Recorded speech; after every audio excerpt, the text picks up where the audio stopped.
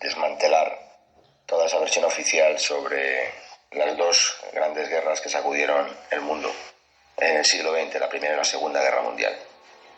Hoy, capítulo final de Te atreves a saber, hablaremos del Holocausto real, el que no nos contaron a nadie y el que sí sucedió.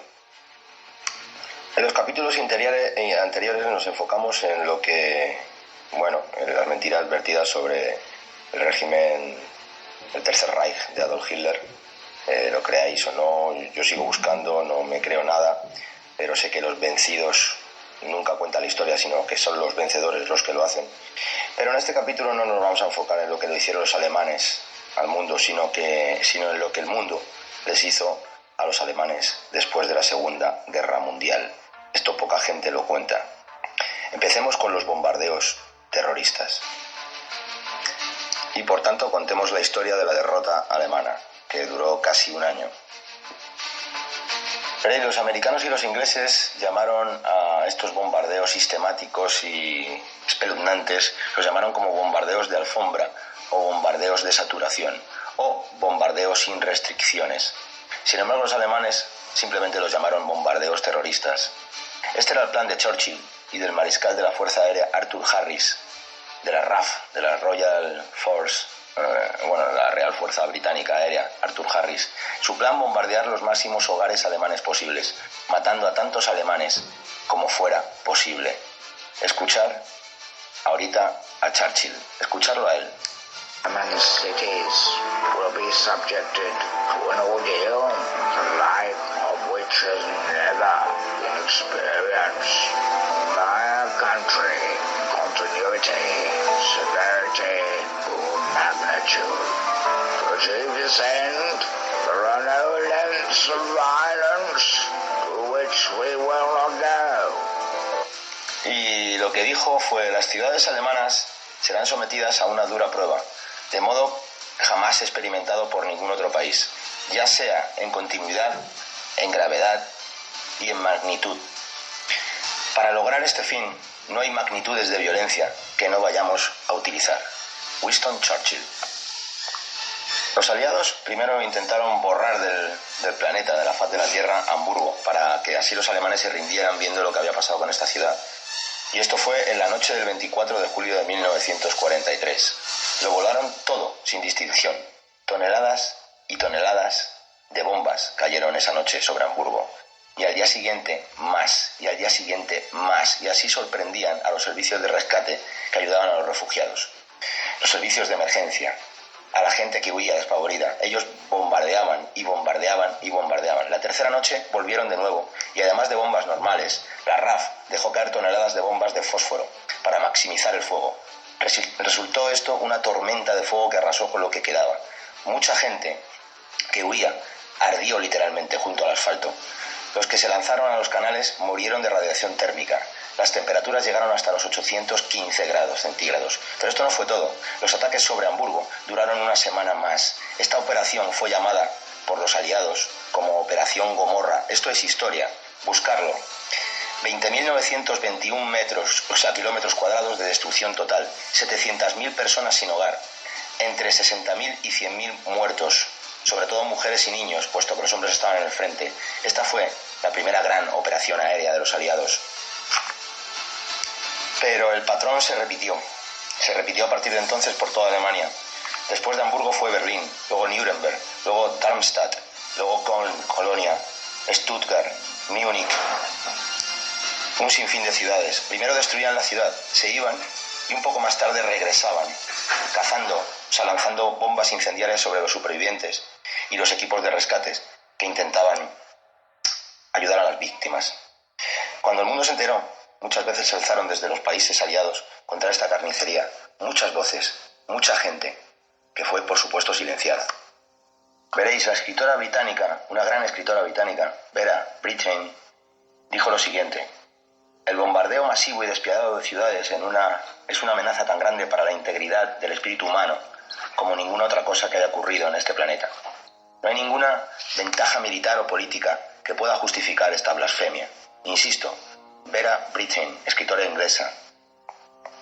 Los bombardeos más duros de los aliados fue sobre todo en Berlín, porque eso significaba el poderío alemán.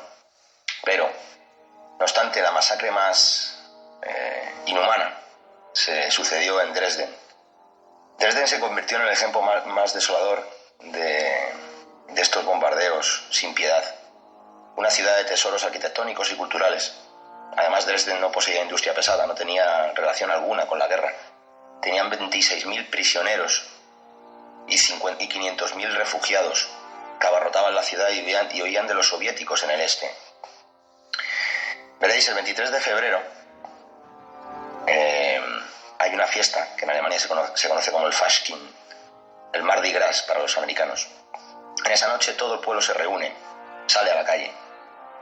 Esa noche toda la gente estaba en la calle celebrando el Fasching. A las 10 de la noche sonaron las sirenas, pero los habitantes no hicieron caso y siguieron celebrando porque allí habían sonado las sirenas como 171 falsas alarmas en los últimos días. No habían llegado a caer las bombas, entonces ellos se quedaron ahí. Pero ese día sí llegaron las bombas de la RAF. Pero además de los explosivos normales, los Blockbuster de 2 y 4 toneladas, le sumaron bombas incendiarias como las que hablábamos antes, que arrasaron con todo. Pero es que a la 1:30 de la mañana, cuando los servicios de rescate estaban junto a la Cruz Roja, que fue la primera en denunciar todas estas cosas que os estoy contando hoy, buscar en la Cruz Roja antes, porque la Cruz Roja Internacional luego le lavaron la cara y todo esto desapareció, pero todavía hay documentos por ahí. Pues arrasaron todo a la 1:30, porque soltaron explosivos y bombas de fósforo, como os decía. Pero mientras que la RAF había reducido a Dresden a polvo, los aliados se centraron en ametrallar y a bombardear a las personas que huían en los espacios abiertos, y aviones desde el cielo perseguían a cualquier blanco móvil y lo ametrallaban. Carros, animales, niños, hombres, mujeres, daba igual. Todo lo que se moviera por Alemania en campo abierto era objetivo aéreo para la RAF. La Cruz Roja, en una estimación inicial, estimó que en Dresden, solamente en Dresden, en 3 días seguidos de esta masacre, insisto, en una ciudad que no tenía objetivos militares, que era pura arquitectura y obras de arte, estimó que había 275.000 muertos, pero las estimaciones posteriores a la Cruz Roja Internacional oscilan entre 300 y 400.000 los muertos que perdieron la vida en Dresden en esos 3 días. Mucho más que en Hiroshima y Nagasaki juntas. Eso no lo cuentan. Lo que os contaba de los blancos móviles era una orden que se le dio a los pilotos de la RAF. Se les llamó blancos de oportunidad. Los aviones disparaban sobre todo lo que se movía, en todos los campos abiertos de Alemania.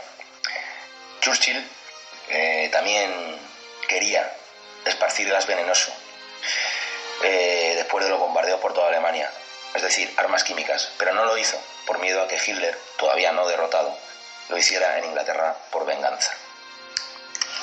Pero vayamos al frente terrestre, vamos al este.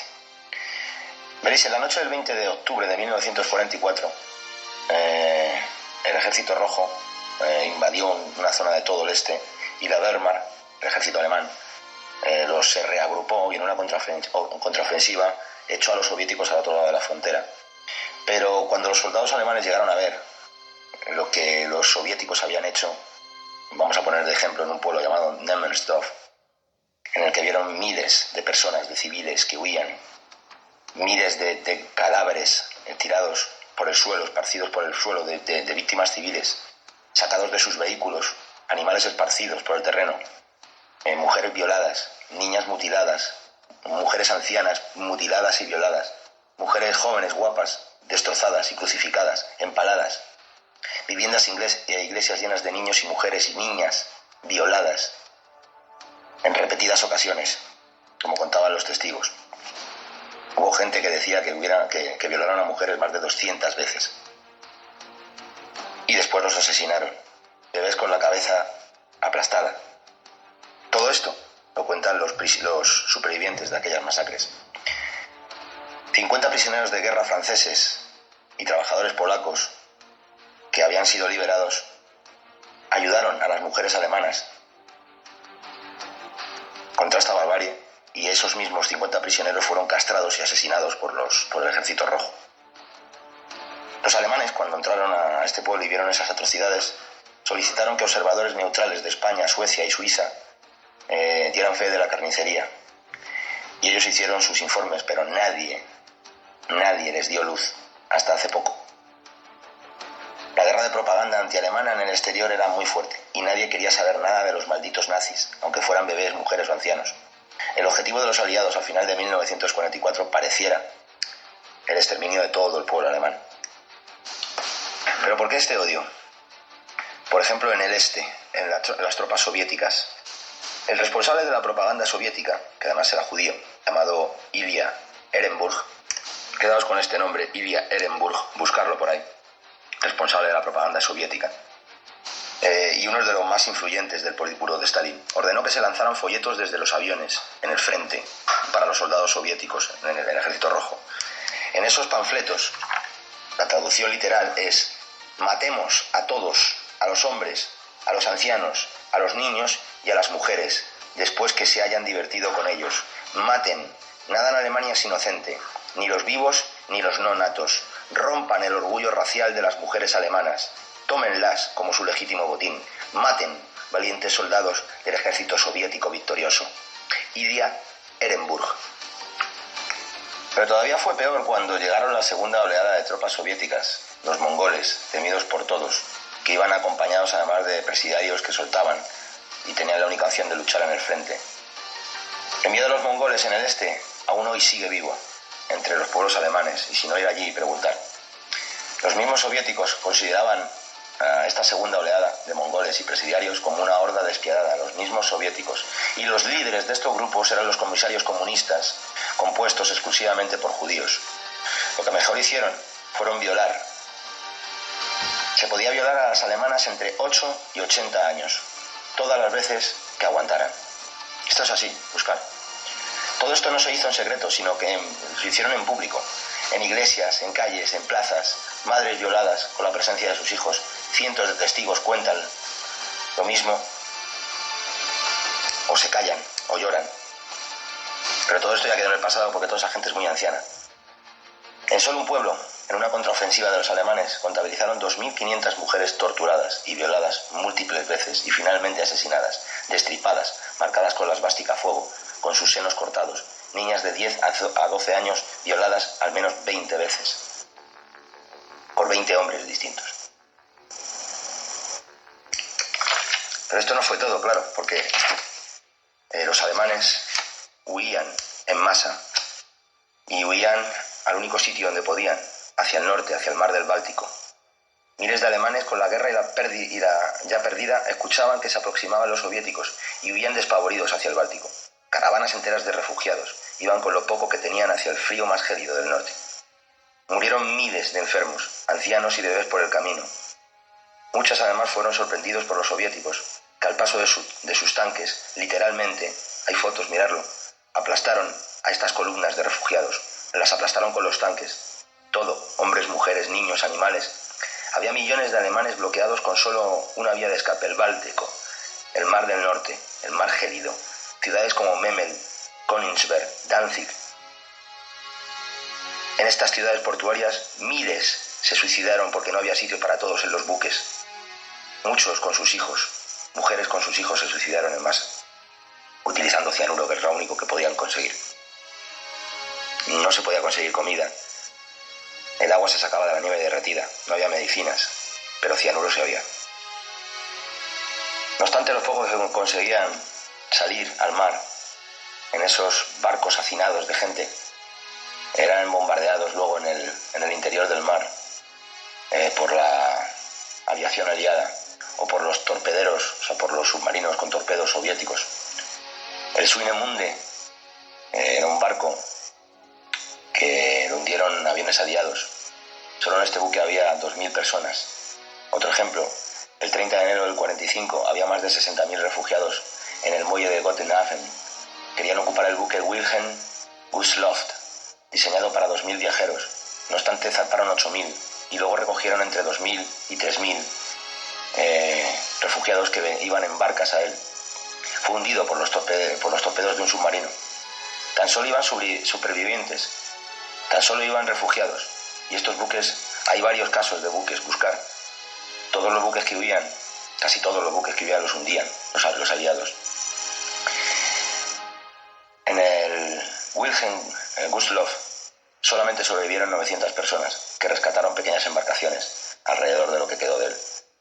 Y esto se repitió. Los submarinos soviéticos atacaban una y otra vez a los lentos buques con refugiados, atestados de refugiados. Hay muchísimos casos, ya os digo, buscar. Mientras esto sucedía por el Báltico, por el este, por el norte, el frente occidental cayó. Y los ingleses y americanos rompieron la línea occidental alemana. Estos habrían firmado la Convención de Ginebra, no como los soviéticos. Y según este acuerdo, un prisionero está protegido por la ley y está obligado a recibir un trato humanitario y tiene que recibir la misma comida, el mismo refugio y las mismas medicinas que sus captores. Pero parte de la población alemana se dio cuenta de que esto no se cumplió, aunque ellos todavía no lo sabían, y huían hacia el occidente para caer en manos de los aliados ingleses y americanos, porque creían que iban a cumplir esta Convención de Ginebra. Pero no fue así, como lo veremos ahora. A diferencia de en el este, pocos alemanes en el oeste abandonaron sus hogares por lo que os contaba. Se pensaban que iba a tener un trato mejor. Hubo gente que salió a recibir incluso a las tropas aliadas. Los alemanes no sabían que el odio era incluso mayor que el de los soviets. Había una década de propaganda de la prensa judía internacional. El general en jefe del ejército aliado era Eisenhower. Al igual que Stalin, y Churchill y Roosevelt abogaba por la masacre total de los alemanes.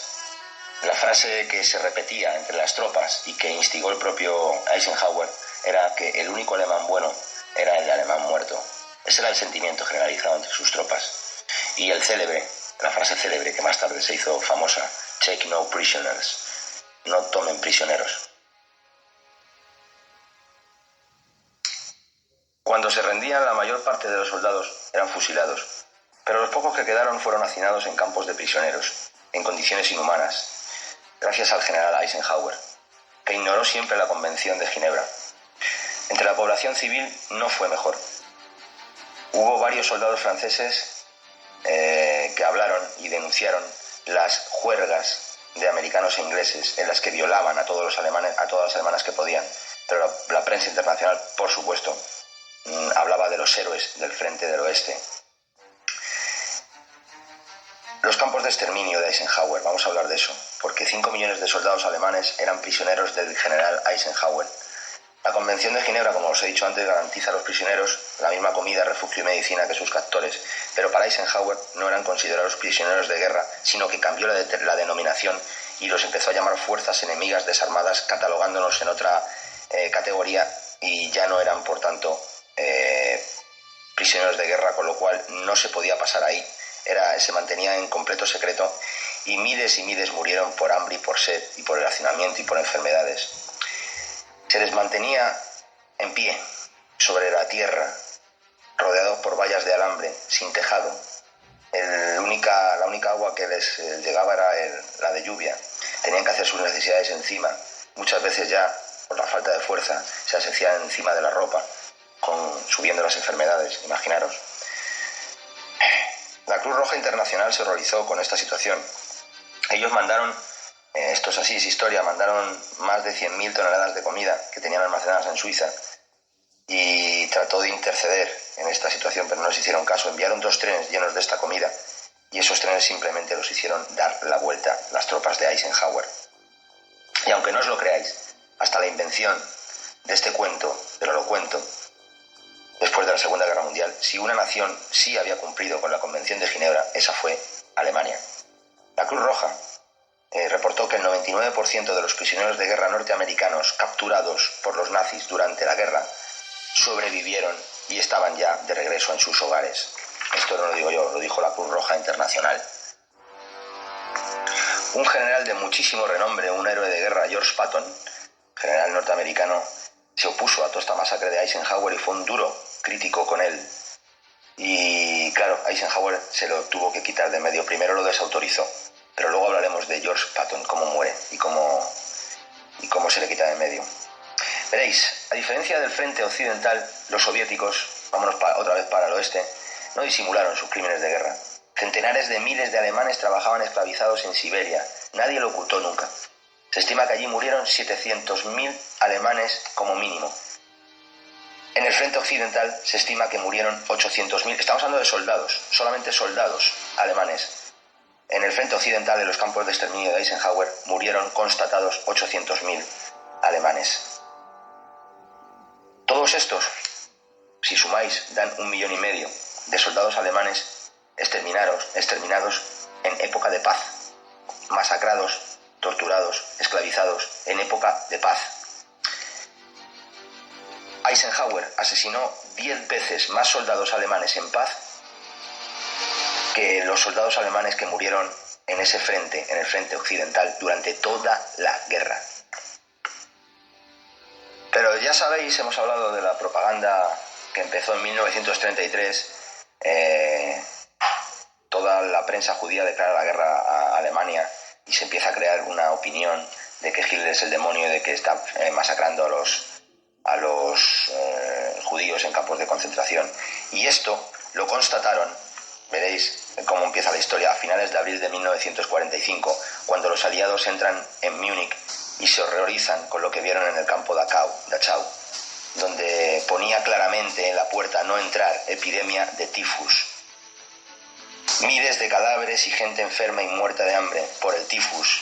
Y los americanos, que la primera avanzadilla quitaron todo esto del tifus, creyeron que esto era por la confirmación de toda la propaganda que decía que los campos de concentración exterminaron a los judíos. Y por supuesto se vengaron de los alemanes. Allí había como 800 o 500 soldados alemanes y fueron asesinados todos a sangre fría, después de torturarlos, mutilarlos, etc. No se fijaron en que las condiciones de los ciudadanos en Dachau eran las mismas que las de los prisioneros, porque había tifus. ¿Y por qué? Porque si sumamos los ataques aéreos en toda Alemania, si sumamos la escasez de comida que esto produce, si sumamos que no hay medicinas, la conclusión es el tifus. Y si sumamos que en ciertos sitios, como los campos de prisioneros, se hacinan algunas ocasiones miles de personas, ahí es donde más se propaga la enfermedad, como hemos hablado en otros capítulos, y como se preocupó Heinrich Himmler para intentar parar esa plaga del tifus, ordenando que se fumigaran las ropas con ciclón B. Por eso el ciclón B, esto ya lo hemos hablado. Pero los aliados sacaron todas sus fotos, montaron la parafernalia, y ahí en Dachau, con todos los muertos del tifus, incluso gente que no estaba en el campo de concentración sino en la propia población, se apilaron, y de ahí vienen las primeras fotos que horrorizaron al mundo, como el Holocausto. Eso ocurrió en toda Alemania al final. En los últimos meses casi toda Alemania era un campo de tifus. Allí había ruina y gente pasando hambre por millares. Cientos de testimonios de esto de los propios soldados americanos. Buscarlos, que eran obligados a disparar a sangre fría a los alemanes por odio, porque les decían que habían estado exterminando a los judíos. Nadie respetó ningún tratado de paz, nadie respetó ninguna ley, nadie respetó la Convención de Ginebra, y miles de alemanes fueron torturados, fusilados y masacrados con la excusa de que estaban deshaciéndose de los judíos, cuando lo que se estaba deshaciendo de toda Alemania es el tifus provocado por los ataques aéreos y por el sitio de los aliados. Ni más ni menos. Lo que pasa que, claro, si tomáis fotos de todos estos cuerpos delante de un campo de concentración, nadie sabe por qué murieron. Puede ser por el tifus o por las cámaras de gas. Pero si se corre, ya sabéis, si se corre como la pólvora por todo el mundo con la ayuda de la prensa internacional, ya tenemos al enemigo, al demonio y al infierno. Y ya se justifica toda la matanza que vino después al pueblo alemán, no solamente a los soldados. Con Alemania ya derrotada, se aplicó el plan Morgenthau, que fue aprobado por Roosevelt en 1944 y lleva ese nombre porque lo dictó el secretario del Tesoro, Henry Morgenthau, que fue concebido junto a su asesor, Henry Dexter White, ambos judíos, y que significaba la destrucción de todas las fuerzas de producción alemana, la reducción de su territorio a la mitad, y esto garantizó que 2/3 de la población murieran de hambre. Así fue. Todo este plan entró en vigor ya no con Roosevelt, sino con su sucesor, con Truman, en 1945. En el este, por ejemplo, en la Unión Soviética desmanteló toda la industria, todo el ferrocarril, todo lo que fue industrial lo desmanteló y se lo llevaron todo para la Unión Soviética, todo robado y todo puesto a funcionar, otra vez ensamblado en la Unión Soviética. Sin embargo, en Occidente, a Estados Unidos no le interesaba la industria, ya tenía bastante de ellos, se quedaron solamente con el oro, con la plata, con las obras de arte y con, por supuesto, todos los avances en ciencia e ingeniería. Todos los expedientes clasificados fueron robados y los científicos fueron persuadidos a emigrar a Estados Unidos. Esta fue la famosa operación Paperclip. Todo esto sucedió mientras que Hollywood nos ha contado otra versión, una versión completamente contraria. De ti depende dar con la realidad. Duda de una, duda de otra, pero busca por ti mismo. Tienes un buen inicio para empezar con esta búsqueda. Un libro de Thomas Goodrich, un libro llamado Hellstorm, que a su vez se hizo también un documental. Busca Hellstorm y que eso te lleve a seguir tirando de este hilo que yo emprendí, y con este capítulo de hoy cierro. No quiero que nadie se posicione y se considere que después de todo esto hay que rescatar las ideas nacionalsocialistas o que yo estoy haciendo halagos a ese régimen. No, estoy intentando buscar la verdad entre tanta mentira. Y resulta que, como siempre os digo, la historia la cuentan los vencedores. Pero en este caso, los vencedores tenían que ocultar algo muy grande que se hizo en Alemania. Y lo ocultaron a base de masacrar al pueblo alemán, a base de hacer olvidar la historia, a base de decretos como hoy día, que se juzga a cualquier persona y se la puede meter en la cárcel por poner en duda el Holocausto. De vosotras y de vosotros depende manteneros con los prejuicios como yo los tenía, o de manteniendo la mente abierta, seguir buscando y atreviéndoos a saber. Esto termina. Te atreves a saber, termina como ciclo. Pero seguiremos en Salud y Libertad buscando la verdad, con otras